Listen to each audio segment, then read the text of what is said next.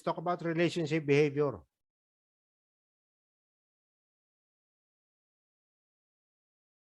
Amount of positive reinforcement. Okay. When you're talking to your people, you talk to him that he's doing a good performance, keep up the good work, give incentives if you can, if you have this in your budget, urge him to do well, positive reinforcement. Improvement, he has to improve, he has to be trained and developed. You have to have action plan in place so that there will be improvement. Socio-emotional support like trust, respect, and encouragement. You encourage your employees. Participating in decision making. Participation in decisions.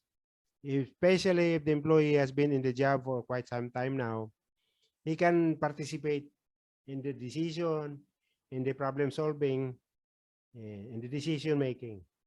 Okay. In the analysis, amount of authority we delegate. Authority is the right to act, decide, and or command. Delegated from organization, the resources. Okay. Those are the amount of authority we delegate to employees. Now let's talk about readiness, employee. Employee readiness level. This is a key component in the life cycle theory. If you want to succeed as leader, you need to have your employee ready to take on some challenges in the workplace. Okay? So this is a key component in the life cycle theory. Author referred to this component as maturity, capability, or developmental level of the employee. So the employee will start from 0 to 1 to 3 to 4 to 5 to 6 to 7 to 8. Development. This is what you call development.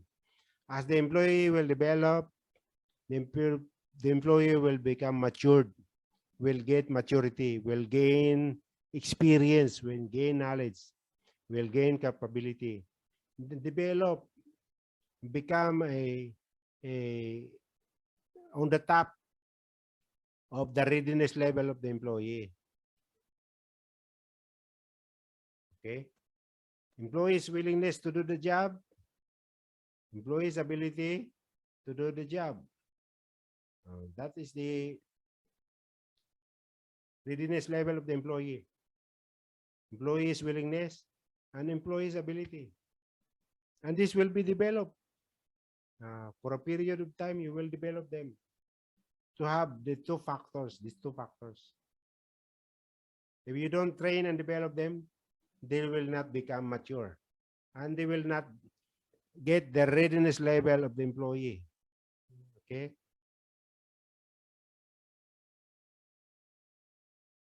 So willingness means employees' commitment and enthusiasm and motivation level.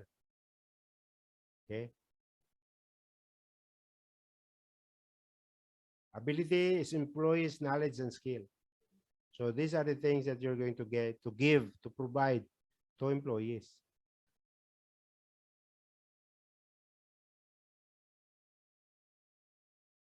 There are 4 degrees of leadership readiness level of employee. You have to go through this degree of readiness level. If you want your employee to become Y employee, remember the Y employee of Douglas McGregor? If you want them to become a Y employee, then you have to have, or the delegating employee, laissez-faire. Then you have to go through this process. Okay? Readiness level number 1, R1. Low willingness and low ability.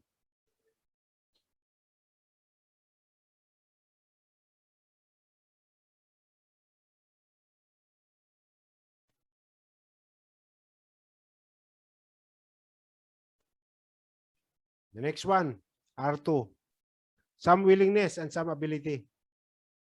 Okay. So R2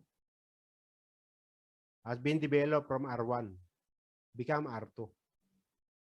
He has already attained some willingness and some ability, some skills, some capability already attained.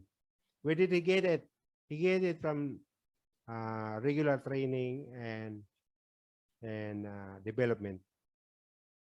Training is different from development. Training is well, one time only, like you do it in classroom or you do it in on the job. That's training. Maybe 8 hours, maybe 16 hours, or even 40 hours training. Uh, getting the knowledge or even skills on one topic, one area of study. The development is over a period of time. Okay, maybe 3 months, maybe 6 months, maybe even 1 year. You're going to develop a person to become a supervisor. He needs development. Maybe a series of practical competency assessment.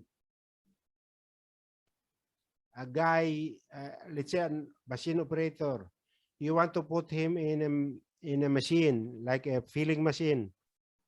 A state-of-the-art machine needs 3 months to train. So you put him on the job training 3 months, develop him to become an operator. That's development.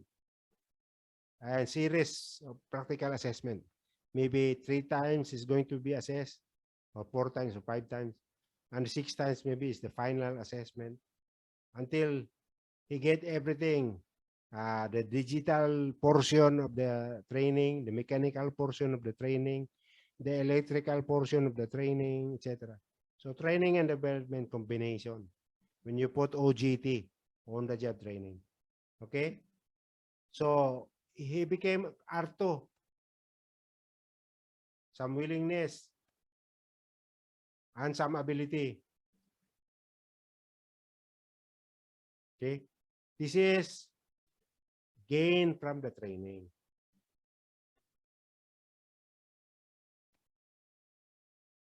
Then become R3. More willingness and more ability now. He has gained experience.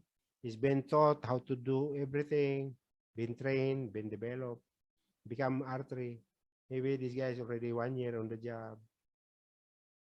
Maybe 2 years on the job. Even 6 months, depending on the person, how fast he learns many things. Okay? The soft skills, the hard skills, everything. The last one, R4, is the high willingness and high ability. This is the portion. This is the maturity or the readiness level of employee that you are going to delegate. The R3 is you're going to let him participate. The R2 is where you're going to let him sell on the selling styles of leadership. The R1 is the telling styles of leadership. But on the R2, it will become a delegating style of leadership or the laissez-faire when you talk about continuum of leadership. Okay?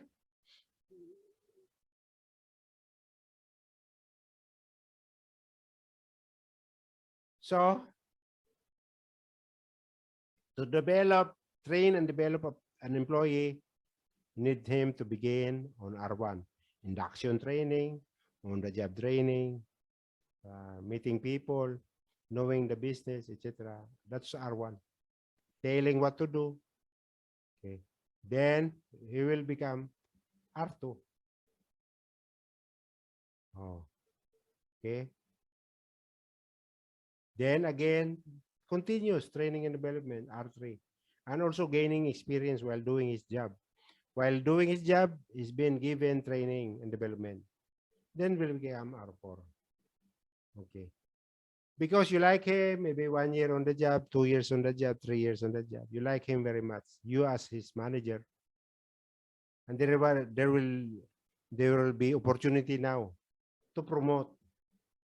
So because you like him so much and he's giving good performance, and then you promote him as supervisor. Is he going to stay in the R4 because he's already a supervisor? I don't think so. Maybe, but that is rare. That seldom occur. He will go back to R1 as supervisor, R1 supervisor. Then again, he will develop as a supervisor, R1, R2, R3, R4 supervisor. But R4 as maybe technician or operator, and you want to promote him as supervisor because he got all the qualification, he's got all the experience now. He proved it through performance, through his performance. Then you promote him to supervisor, then he will become R1. Okay? I hope you understand that.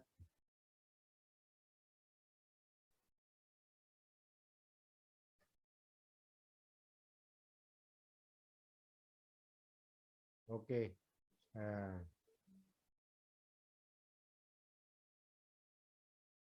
so in terms of telling, selling, participating, and delegating, you utilize the R1 leadership.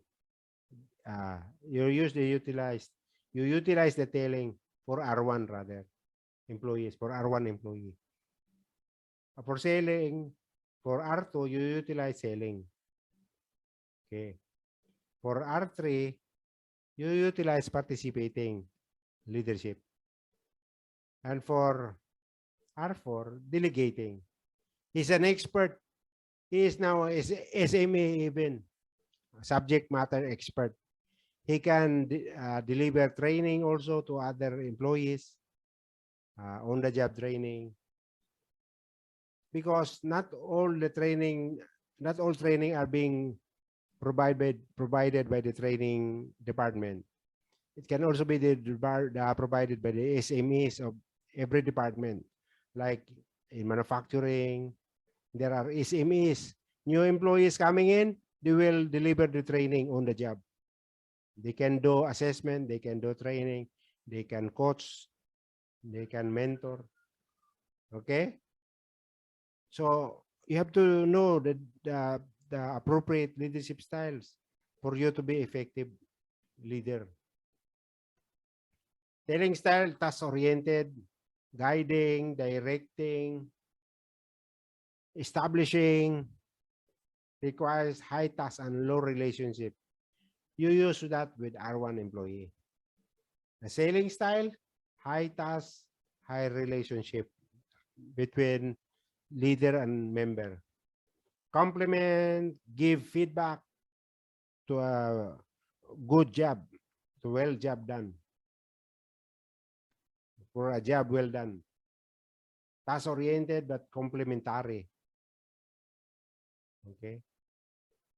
He can do anything, but with still the guidance and assistance, still on the selling style, complementary of the leadership.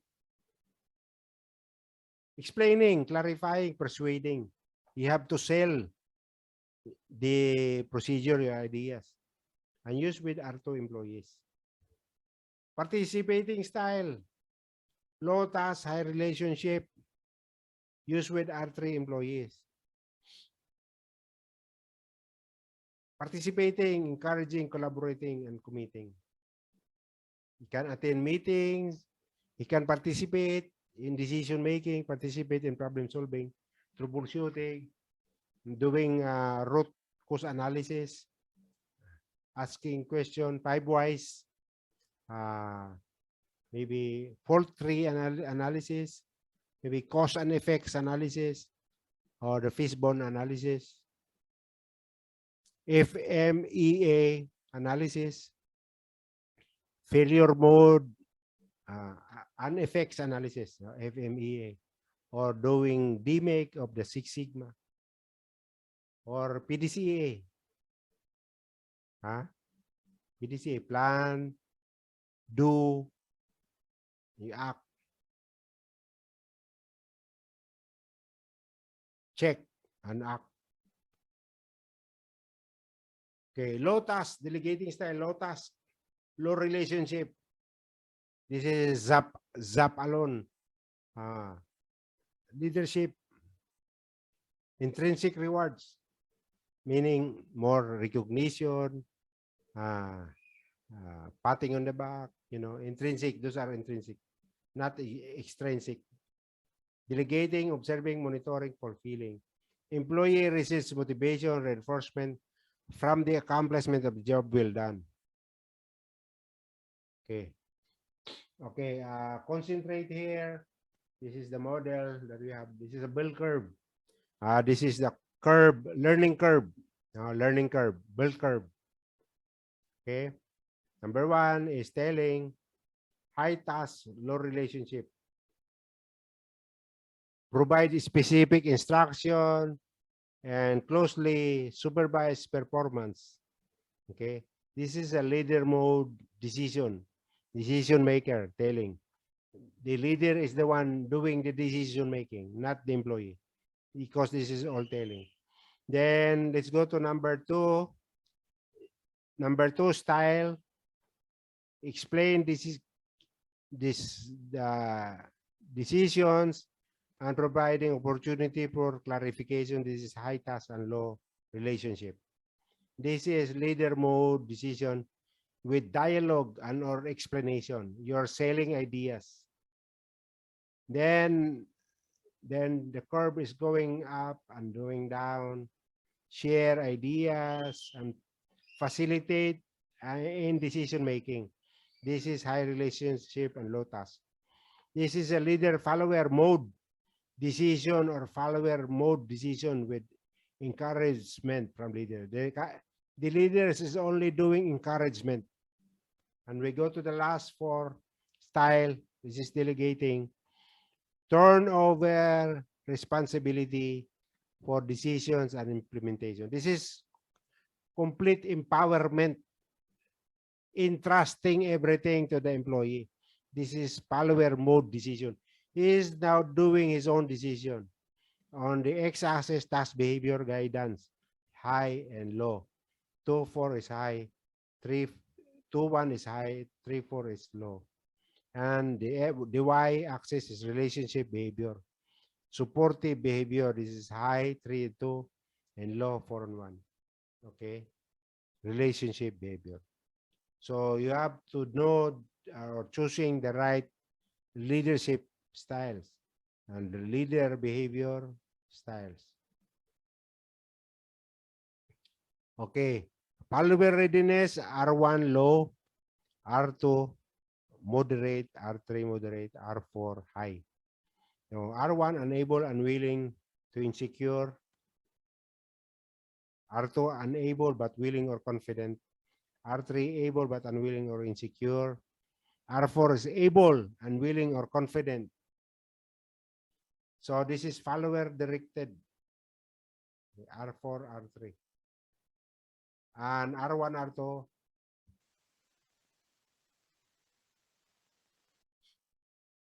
this is leader directed, telling and selling. This is follower directed. The decision making is the follower, R3, R4, or participating and delegating.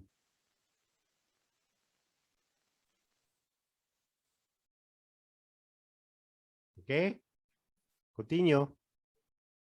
So choosing the right style, style 1, style 2, style 3, style 4. Okay, leader behavior variables. These are all leader behavior variables. Okay, let's go to task, role structuring. We discussed earlier, no? Control, set standards, monitor performance, take corrective action. For style 1, great deal for the role structuring and control.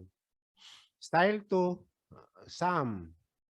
This is high, role 1 is, style 1 rather is high task, low relationship. Style 2, high task, high relationship, some, and great deal. Okay. For style 3, Low task, high relationship, little of the role structuring, and some for the control. Okay, style 4, low relationship and low task. Both relationship and task are low. So very little and role structuring and some for control.